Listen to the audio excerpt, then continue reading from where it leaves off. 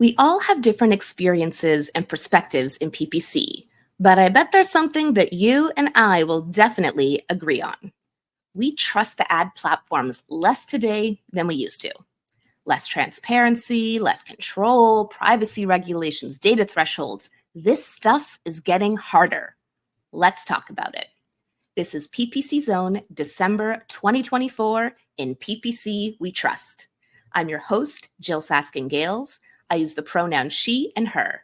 I'm a Google Ads coach, ex-Googler, and the founder of Inside Google Ads. I created PPC Zone in 2022 to elevate new perspectives and insights in our industry. PPC Zone is exclusively sponsored by Optimizer, one of the leading automation PPC management suites to help you run your Google, Microsoft, Amazon, and paid social ads. Thanks to Optimizer, I can continue to bring you this live global event for free each month so we can continue to elevate new perspectives and insights in our industry. If you want to use industry-leading tools like the PPC Investigator or Campaign Automator, start your free full functionality trial at optimizer.com.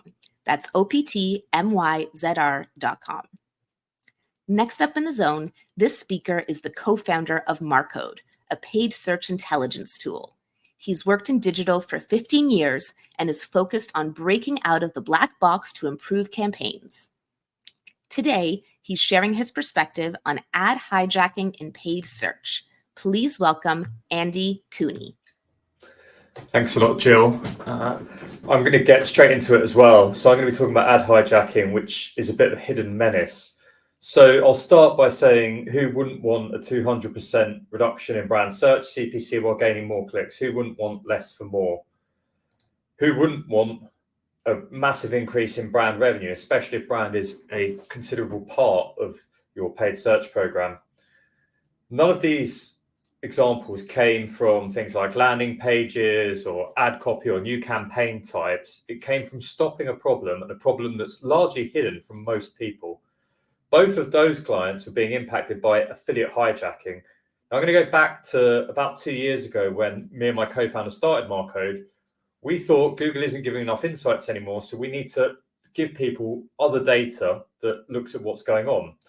We went out and we looked for ads, such as this one for Currys, big electrical retailer here in the UK, that appeared yesterday for the keyword Currys. Now, this looks like a regular brand ad. There's maybe one small mistake in it, but largely looks fine. But if we look at who's running the ad, and this is one of the things that we do at scale in Marcode, we could see that this ad is being run by an advertiser based in China. Now, we saw this and we thought, what's going on here? And we also saw that Google only serves one ad per domain. So in this example, Currys' ad that they were bidding on is not served because this one is. And this is happening all over the place. So why are they doing this? Well, to understand why they're doing it, we look at the click path. So this is taken from within Marcode. And what we're doing here is following the click and analyzing what happens. What you can see is that affiliate details are being added to the user who clicks this, which means that any sales that are made, this affiliate associated with these details, gets a percentage of that sale and makes some money, which offsets the cost of running those ads. Now, the affiliates go to great lengths to hide their details from people. It's one of the things that we have to do is get around those. So it means that brands don't know this is happening. They see ads that look just like theirs. They click on them. They don't see any details. They just don't know it's there. And it has big implications. So CPCs are inflated, more competition, more people bidding for the same keywords, competing against yourself. It drives it up. Revenue is attributed to affiliates rather than search. So those clicks that are going and having affiliate details added to them will be attributed to the affiliate channel, which means that budget decisions might be taken where it's moved away from search. Search performance doesn't look as good. And finally, the brand are paying commission on clicks they would have either got through paid search or probably through SEO. And that means that marketing budget as a whole is going down. So there's less money to go around for everyone. So it can cause big problems. It's impacted by more or less anyone who has an affiliate program that's active and generous, that has a lot of brand search. So big companies in the UK, not so much in the US. So anyone where there's just a lot of brand search, which isn't super competitive. So Retail, travel, beauty and cosmetics all impacted a lot. You can see the percentage hijack number there from brands that we checked a few months ago. Things like medical from the last talk, or finance gambling, where there's lots of bidding and high CPCs, competitive biddings, probably won't be as impacted by this. There's a little stat there about what we did over Black Friday. So we checked 250 brands over Black Friday, and 65% of them had this happening to them. So 65% were being impacted by this. And I would wager quite a lot of them do not know that this is even happening. And it can get really, really substantial. So this chart shows the type of ad that we saw in paid position 1 for that percentage of the day. And what you can see is that the red, which is hijacker, goes up, and some days it's up to 45% of searches for a brand keyword that has a monthly search volume of 673,000 searches had a hijacker's ad in pay P1, so it can get to significant amounts of volume and revenue. How do you as a PPC practitioner spot this happening? There's a few telltale signs, such as sudden spikes in brand PPC or sudden drops in revenue that are inexplainable.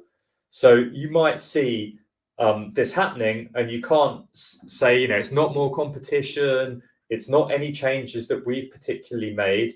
It's something that is just, started happening. You might see affiliates suddenly performing well, or the interesting one is bad ad copy being spotted in the wild. That's often one that we see as well. So then how do we stop it from happening if you think it's happening?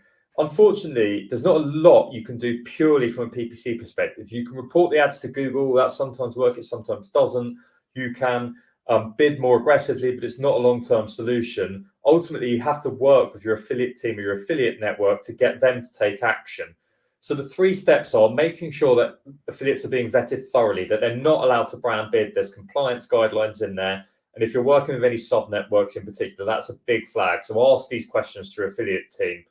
Next is proactive monitoring. Marcode does this, but you can also look across your data to look for those spikes in revenue, drops in revenue, see if it looks too good to be true or looks like it can be a problem. And then working with your affiliate team to take swift action. So removal of anyone who can't explain where their revenues come from, anyone who's found breaking the rules, get those kicked off so that they can't monetize the clicks, so that they cannot then run it. They won't then run the ads, and it won't impact your brand performance. Thank you for listening, and hopefully if anyone's got this issue, they'll be able to go out and get that brand performance back on track. Thank you so much, Andy, for sharing your unique perspective and insights with us in the Zone. If you'd like to connect with Andy, you can find him on LinkedIn. And if you would like to apply to speak at an upcoming PPC Zone event, you can do so on our website at ppc.zone. I'm your host, Jill Saskin-Gales. You can follow me on LinkedIn to stay up to date on future events. Thank you one more time to Optimizer, our exclusive sponsor, for supporting our mission to elevate new perspectives and insights in our industry. I look forward to seeing you next time in the Zone.